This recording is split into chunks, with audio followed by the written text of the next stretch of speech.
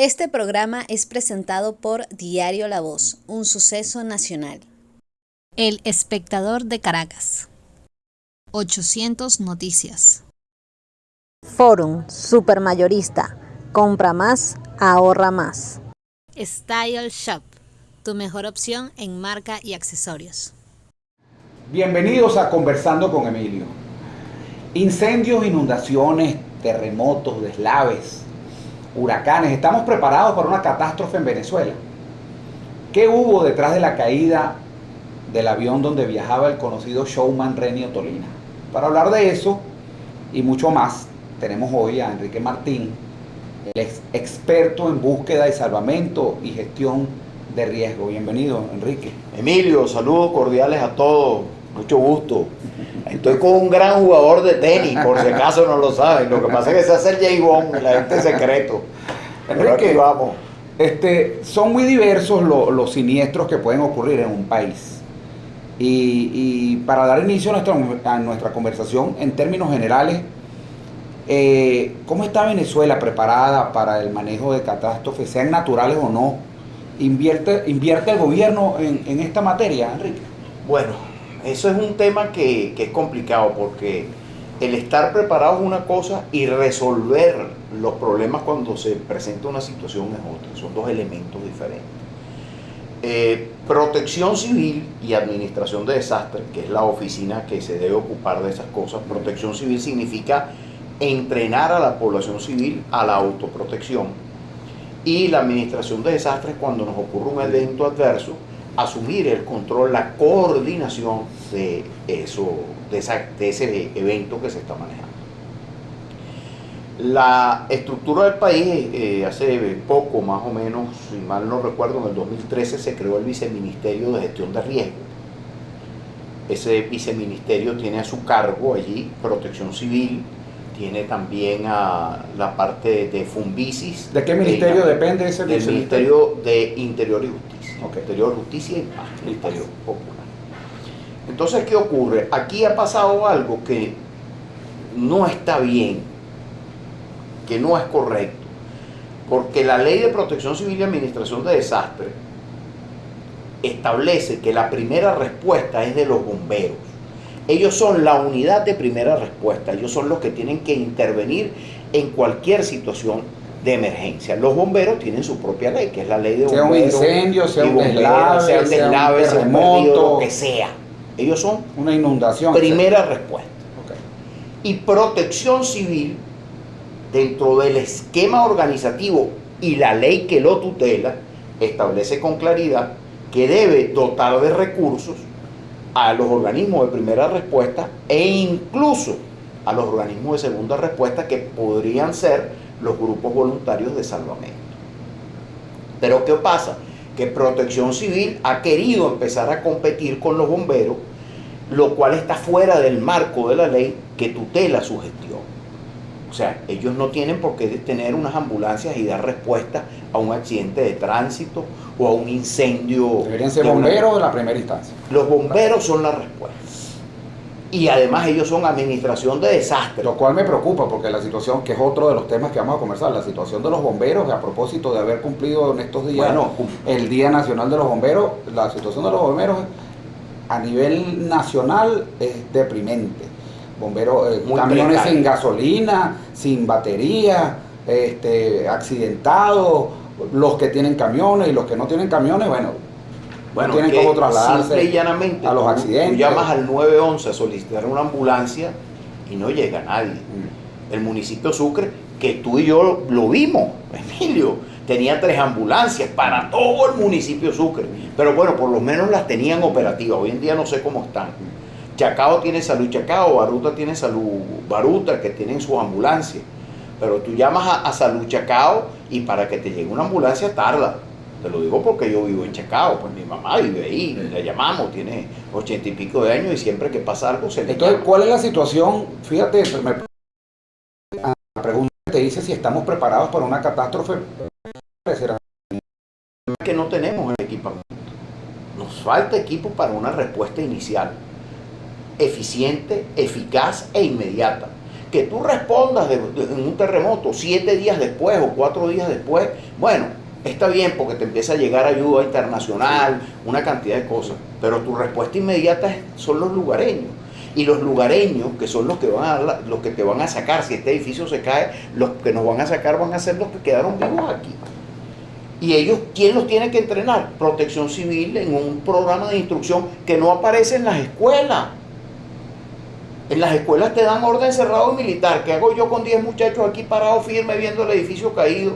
Cuando lo que necesito primordialmente no es el orden cerrado, que sí sirve, porque te da disciplina, te enseña una cantidad de cosas, de valores importantes dentro de la persona, pero yo prefiero a alguien entrenado en primeros auxilios, que sepa contener una hemorragia. Un muchacho, te hablo de muchacho. Ahora fíjate, Enrique, separando un poco los tipos de siniestros, por ejemplo, y tomando en cuenta algunos icónicos, en materia de incendios, por ejemplo, ¿qué aprendimos en materia de incendios desde aquel fatídico suceso en la planta termoeléctrica Ricardo Zuluaga de Tacoa? ¿Lo recuerdas? 19 de diciembre. Propiedad de la Electricidad de Caracas, el 19 de diciembre de 1982. El día que más amigos míos fallecieron. Hubo más de 180 muertos.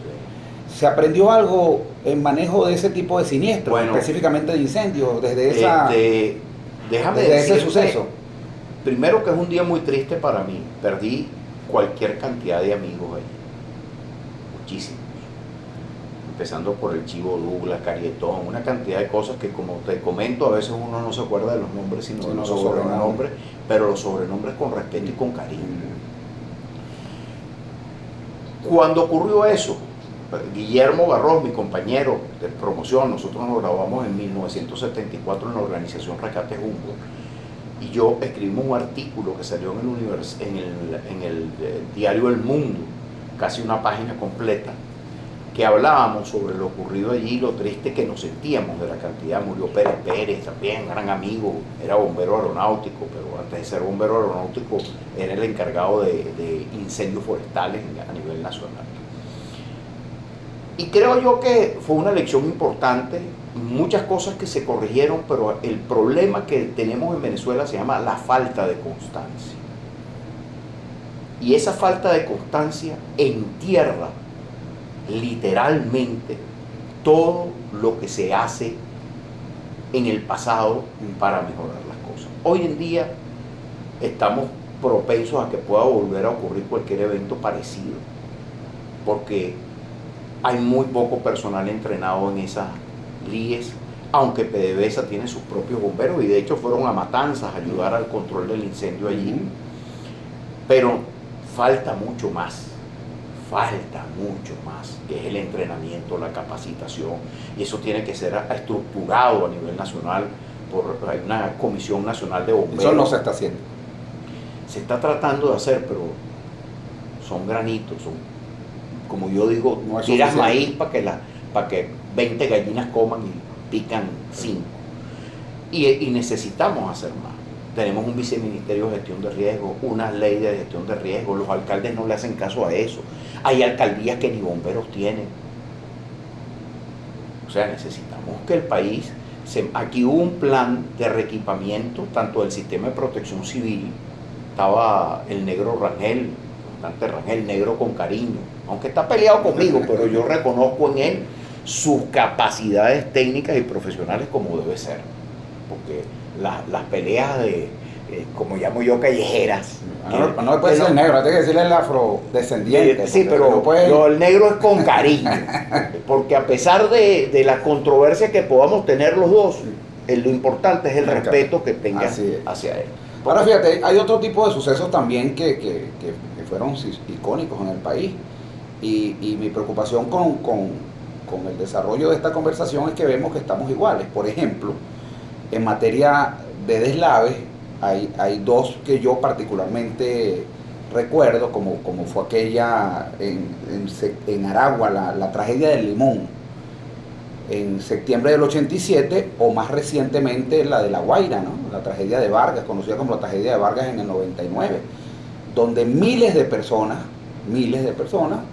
bueno, fueron tapiadas o llevadas por los ríos. Nos hemos preparado para eso, nos hemos recuperado desde el punto de vista de preparación para que eso no ocurra en el país, o es una bomba de tiempo? Bueno, los cerros de Caracas y del país son una bomba de tiempo para que esto vuelva a ocurrir. Acuérdate de Genatio. Genatio manejó allí la cosa, trató de que se hicieran muchas obras que se hicieron de contención, pero volvieron a construir en los mismos lugares que no se debía construir, volvieron a hacer lo mismo, y ahí es donde entra gestión de riesgo. ¿Qué es la gestión de riesgo? Bueno, simplemente es una estructura que nos permite determinar cuáles son los peligros. Esos peligros tenemos que esos peligros tenemos que ver con qué amenazas son, porque no todos los peligros son iguales. Si yo tengo un sitio donde puede ocurrir un deslave, pero no tengo viviendas y ocurre un deslave, pues no pasa nada. O sea, es una amenaza, sí, pero sin mayores daños, solamente los daños generales que pueden ocurrir en el ambiente. Y entonces, cuando tú tienes un peligro, estableces la amenaza y luego estableces un plan de acción. ¿Cómo voy a yo resolver esto? Voy a hacer mi plan de gestión de riesgo, voy a hacer una evaluación de lo que estoy haciendo, el análisis de las cosas. Aquí, lamentablemente, por décadas, por ese punto, este gobierno, la Cuarta también lo hacía, y tú lo sabes, los adecos y los copellanos regalaban material para que construyeran ranchos en zonas peligrosas, en zonas que representan amenazas. Mirando. Venezuela, en toda Caracas mucho. ¿Acuerdas de la tormenta Brett que pasó en Caracas? Mira el desastre que causó hacia allá, hacia San Bernardino, la quebrada Nauco, toda esa zona. Bueno, eso, ¿de quiénes son los responsables? Los alcaldes. Los alcaldes tienen que tener una oficina de gestión de riesgo. Toda construcción que se haga tiene que pasar por esa oficina, igual que la parte ambiental. Toda construcción en un lugar requiere una acción de impacto ambiental. ¿Para qué riesgo existe, Enrique, en esos lugares como muy cerca de aquí, en Petare, por ejemplo? Que la montaña está cubierta de casas que no cumplen bueno, uno piensa que son grandes arquitectos, ingenieros, estas personas que han hecho casas verticales de 5 o 6 pisos en 4 metros cuadrados, donde por supuesto por necesidades de vivienda meten a su familia, pero oye, una medio meneadita de la tierra y los niveles de desastre que va a haber son verdaderamente preocupantes, y yo no veo que nadie haga al respecto. Ahí sale, por ejemplo, Barrio Tricolor, entonces agarran ese riesgo y lo pintan y lo ponen bonito, ¿no? Y las grietas las grietas continúan y por supuesto pintaditas, ¿no? Bien bonitas. Las grietas forman parte de la decoración. Pero ¿qué riesgo existen en esos sectores, esos barrios? Muy alto, y lo vemos cuando ocurre una lluvia fuerte. Mira lo que pasó ahorita con las lluvias aquí en Caracas. Lluvia fuerte. Entonces ahí es donde tenemos que entender que para nosotros, las personas, el Estado, proteger a sus ciudadanos como lo establece la Constitución Nacional.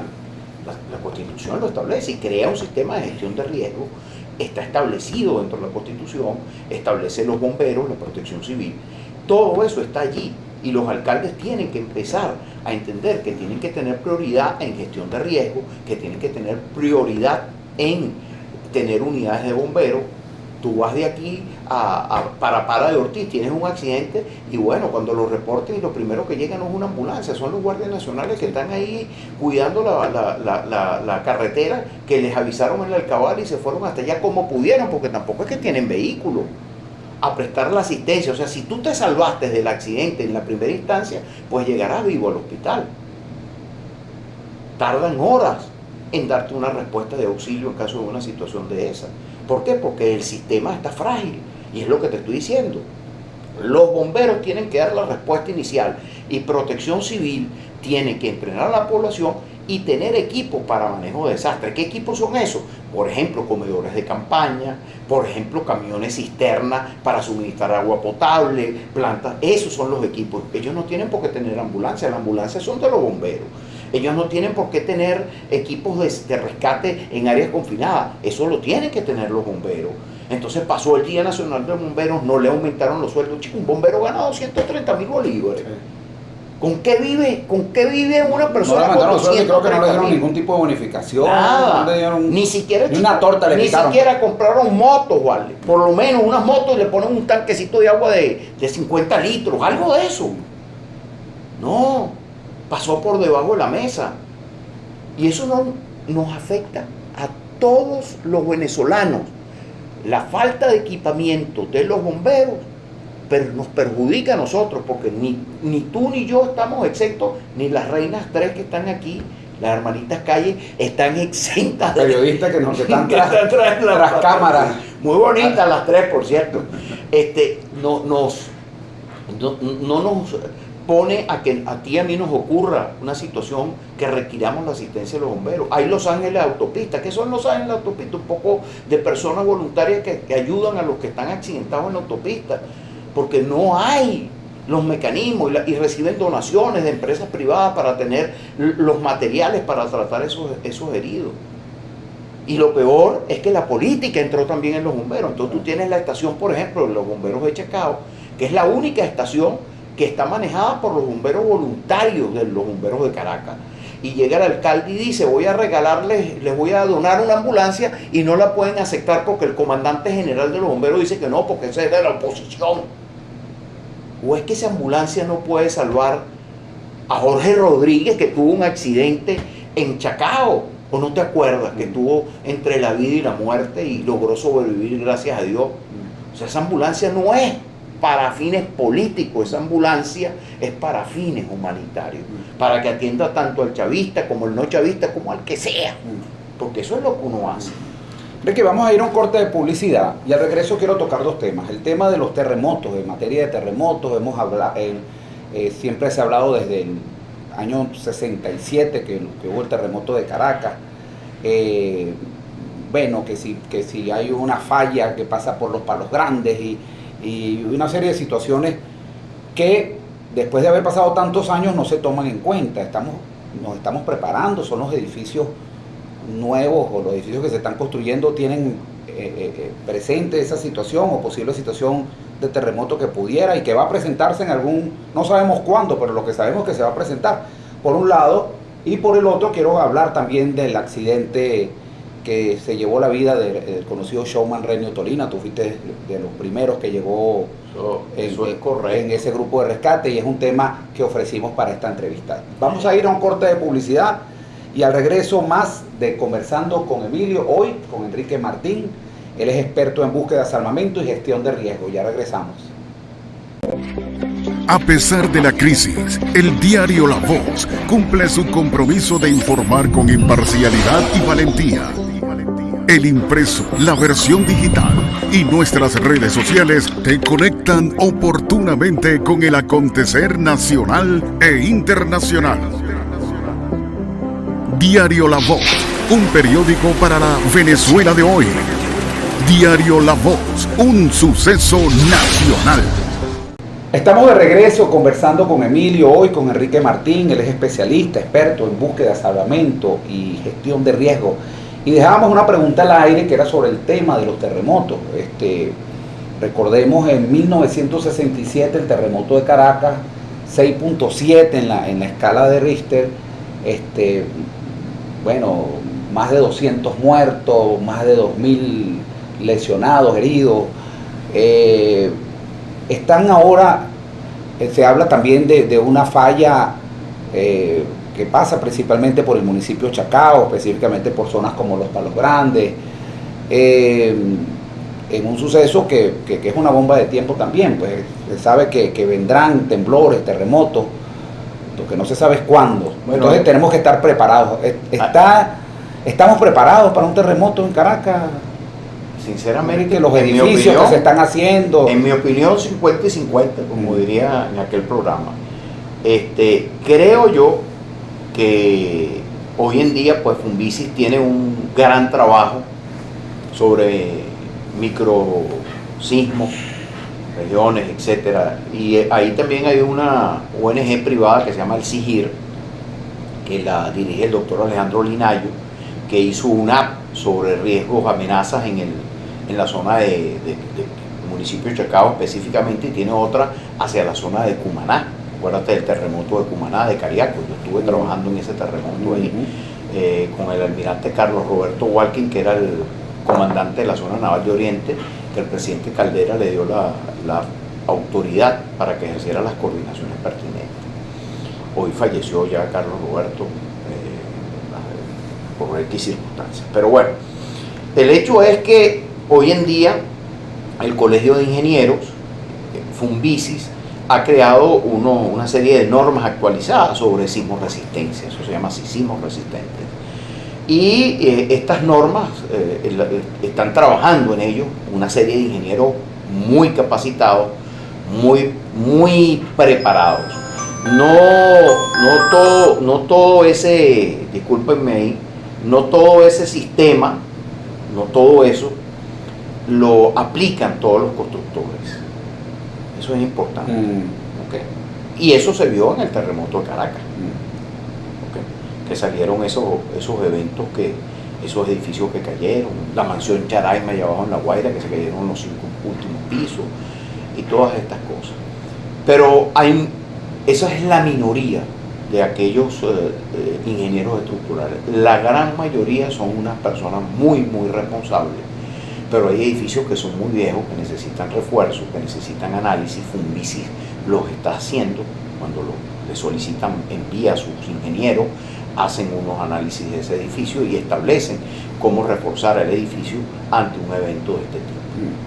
Entonces eso se está haciendo, pero oye, necesitas, o sea, Caracas no es Venezuela. Acuérdate de la falla de Boconó, lo que ocurre en Mérida, hay que tener personal y eso tiene que ocuparse también cada alcaldía, cada gobernación. Tiene que trabajar de la mano con el Colegio de Ingenieros, que el Colegio de Ingenieros por ley es asesor del Estado venezolano en esas actividades. Enrique, quiero cambiar la velocidad para irnos hacia parte de lo que ofrecimos en la entrevista, que es lo de Renio Tolina. Para las nuevas generaciones, Renio Tolina era un ancla de televisión conocidísimo en aquella época donde no había Netflix y no habían otros canales, eran 4 canales de televisión, no había muchas opciones y tenía una gran popularidad. Era un showman de los mejores y decidió incursionar en la política. Mientras él era, locutor, animador, publicista, vendía huequitos de regadera y los vendía. Decide meterse en la política y en uno de esos viajes, en avión, mientras era, llamemos precandidato, porque no llegó a ser oficialmente candidato a la presidencia de la República, mientras era precandidato, con una gran opción, se cayó el avión. Y muchas, hoy se llamarían teorías conspirativas, existen sobre ese accidente. Que si el grupo Gato del 6CPC, que si el grupo aquel, cualquier cantidad de rumores que salieron a la luz pública sobre el posible asesinato, de que culpaban de que no había sido un accidente. Tú fuiste uno de los primeros que llegó a ese sitio. ¿Qué nos puedes decir de ese... Bueno, fíjate, eso de avión que se llevó la vida de Renio Tolina? Nosotros nos enteramos de la desaparición del avión. El jefe del Centro Coordinador de Salvamento en ese momento era Julio Lescarbura, hoy fallecido, y el jefe del Servicio de Búsqueda y Salvamento era el capitán Néstor Salazar Briceño, que estuvo por muchos años, desde 1954, casi más de 20 años, jefe del Servicio de Búsqueda y Salvamento. Al tener las noticias, pues se activó el sistema, prácticamente casi de inmediato, hay unos tiempos, y se comenzó la búsqueda. Al saber que estaba Reni, entonces entró la parte militar a asumir el control por orden del presidente de la República. A nosotros nos sacaron y nos mandaron para la parte de abajo de la pista de Maiquetía, y nosotros seguíamos operando allí, pues observadores, etc. Hasta que al tercer o cuarto día, un helicóptero de la Guardia Nacional, unos observadores, encontraron el avión siniestrado en la montaña. La decisión que se tomó en ese momento es que, además de que fueran el personal del grupo Gato, que era el grupo de acciones especiales, hoy BAE, de la PTJ de ese momento, también fueran personal tanto de los grupos voluntarios de salvamento como del partido del MIN. En eso Partido del MIN, que era donde él militaba. Donde él militaba. En eso fuimos por el Rescate Humboldt, Guillermo Garrojo y yo, y por el Grupo Rescate de Venezuela, creo que fue Juan Garbaski y otro que no recuerdo.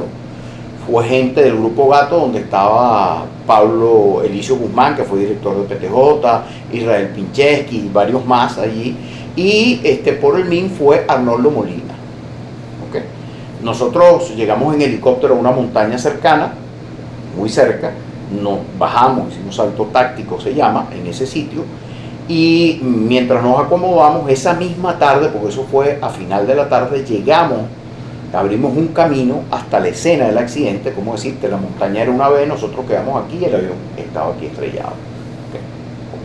Una vez. Fuimos allí, vimos la escena, no tocamos nada y todos salimos amorochaditos y nos quedamos arriba.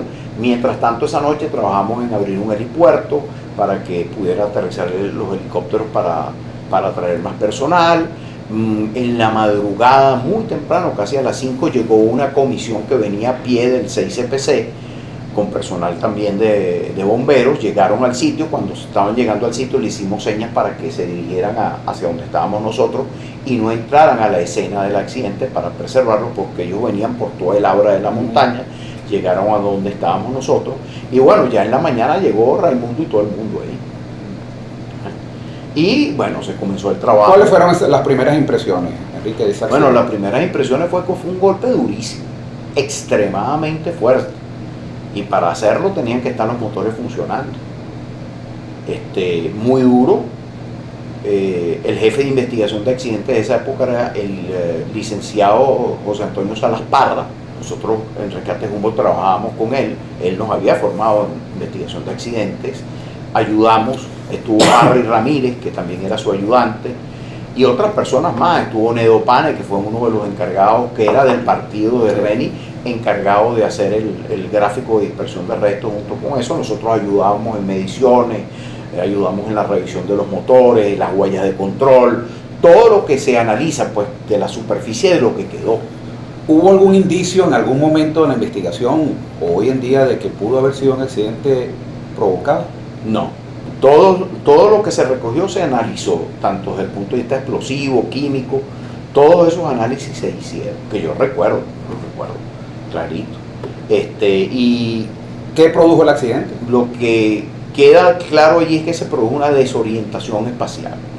¿Qué es una desorientación espacial? Bueno, la desorientación espacial es que tú aquí en los canales semicirculares de los oídos tienes los otolitos. Y cuando tú mueves la cabeza a un lado o giras con los ojos cerrados y te paran y te dicen, ¿te estás girando? Tú dices, sí, estoy girando a la derecha, aunque estás parado. Eso es un ejercicio fácil, que cuántas veces no lo hicimos cuando niños. Entonces, ¿qué pasa? Él despega. Primero, él era un piloto que no era instrumental. Instrumental es un piloto que está entrenado para volar sin ver y confiar en los instrumentos que tiene. Y para eso existen. Y eso requiere un entrenamiento. Entonces él despega de Maiquetía y ligeramente entra a una capa de estratos. Estratos es una nube que no es de tormenta, pero que te impide la visión que tiene distintos niveles verticales de altura. Exacto. Entonces él entra a esa capa y cualquier movimiento que tú hagas con la cabeza, los otolitos siguen girando y tú no te das cuenta. Tú de repente vas recto y nivelado y crees que vas de lado, y la sensación es tal que entonces te hace corregir esa sensación que tú tienes, porque tú no confías en los instrumentos que están allí. Además, el instrumento cuando vira para la derecha, tú tienes que hacerlo para la izquierda, porque o sea, son instrumentos que trabajan de una manera diferente. No es que el instrumento vira a la derecha y tú vas a la derecha, no. Tú viras a la derecha y el instrumento coge para el otro lado, te está diciendo otra cosa. Entonces tú tienes que estar pendiente de eso, porque para eso es el entrenamiento. Entonces él se mete y empieza un ligero viraje hacia la derecha, ¿okay?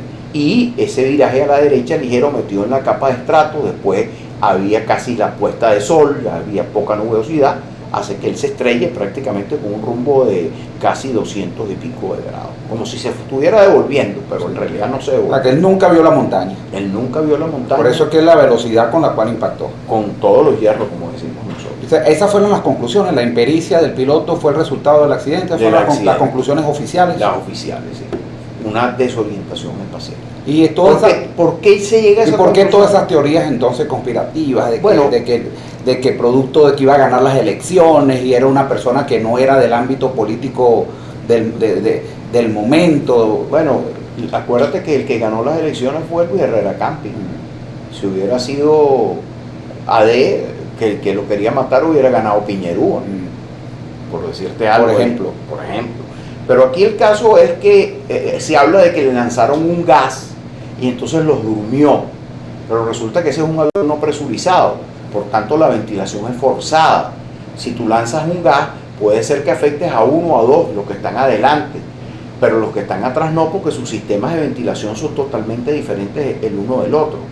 Entonces, cuando tú confrontas lo que dicen algunos, vas al análisis de prueba, ves que ahí no había nada extraño, no había nada, por eso se tardó el proceso, porque hubo que hacer un análisis completo de todo lo que era el avión, y de hecho vinieron unos americanos que trajo el MIN y fue allá a hacer un análisis de los restos, y se encontraron que todo estaba idéntico, que todo lo que se había dicho correspondía. ¿Esos americanos llegaron a la misma conclusión? Claro. Que fue la impericia del piloto lo que produjo. Claro, una desorientación espacial, no quedó otra, no hay otro elemento. Digo la impericia porque, bueno, la desorientación y la poca pericia en el manejo de los instrumentos, claro, que es para eso están allí precisamente esos instrumentos. Ese piloto en el avión no llegaba a 200 horas de vuelo, y para tú graduarte de piloto necesitas 200 horas si vas a ser piloto comercial.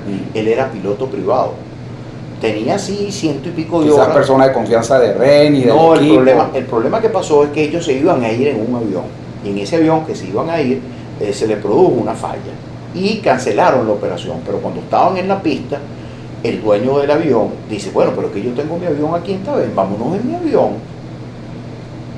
Menos para hacer un sabotaje, pues si vas a hacer un sabotaje no se lo haces el avión, se lo haces a otro. Sí. Entonces, bueno, vámonos para allá. Y se fueron todos y se montaron en ese avión, que era una Cessna 310, bimotor a pistón. Y se fueron en el avión. Pero por el evento. Lamentable, porque Renio Tolina tenía un pensamiento que hoy en día estaría muy vigente, ¿no? Un pensamiento nacionalista, antiimperialista, pero anticomunista. Claro, y que tenía como valor principal la posibilidad de que la gente surgiera por sus propios méritos. Así es. Él entre las ideas que tenía era, bueno, ayudar a la gente, homologar la gente, pero homologarla hacia arriba, ¿no? No como se ha hecho en Venezuela, que bueno, y se habla de igualdad, pero la igualdad es traer hacia abajo a los que más tienen, ¿no? Y aquí las ideas de Reni era llevar hacia arriba a los que menos tenían. Lo estamos viendo con los bomberos. Los bomberos tenían un nivel y ahora están por debajo de ese nivel. Y tenemos un problema. Y el caso del accidente de Reni es uno. Tienes el caso del accidente de los Cisneros, que nunca apareció, que también cayó hacia Aruba. Y cantidad de accidentes que han ocurrido en Venezuela, accidentes aéreos, operaciones de búsqueda. Tienes el caso de la embarcación Thor, donde la mamá muere y están sus dos hijos vivos y la niñera. Y los servicios, pues, no respondieron como debían. No se tenían las balizas de emergencia a bordo de las embarcaciones. O sea, tenemos un problema en el país, y esto tiene que ser como los alcohólicos: o nos damos cuenta que tenemos un problema para resolverlo, o si no, lo seguimos tapando, o le seguimos echando la culpa al gobierno anterior, a las sanciones, a la CIA, y no hacemos nada. Bueno, muchísimas gracias, Enrique. Bueno, un placer de verdad haberte tenido aquí en nuestro programa. Un mensaje final para las personas que nos están viendo. Bueno, yo les digo a todos que tenemos que cuidarnos, tenemos que estar prevenidos a lo que nos ocurre día a día, tenemos que exigir nuestros derechos, que los sistemas de atención de emergencia funcionen, las ambulancias, los bomberos, búsqueda y salvamento, que funcione el equipamiento que permite salvar vidas, como los hospitales. Da tristeza ver la gente lleva todo. Tú ves la cola del hospital y todo el mundo va con su bolsita, su botella de alcohol y sus cositas. Yo creo que hace falta un cambio para bien de todos nosotros, y que el ciudadano sea considerado ciudadano y todos seamos ciudadanos, no pueblo. Muchísimas gracias. Y para las personas que se conectaron tardíamente, les recordamos Conversando con Emilio. Ustedes se van en YouTube, colocan Conversando con Emilio, y allí pueden encontrar esta y todas las entrevistas que hemos hecho hasta este momento. Así que nos despedimos recordándoles que será entonces hasta una nueva oportunidad que estaremos conversando con Emilio. Chao, chao. Este programa fue presentado por Diario La Voz, un suceso nacional. El Espectador de Caracas. 800 Noticias. Forum Supermayorista. Compra más, ahorra más. Style Shop, tu mejor opción en marca y accesorios.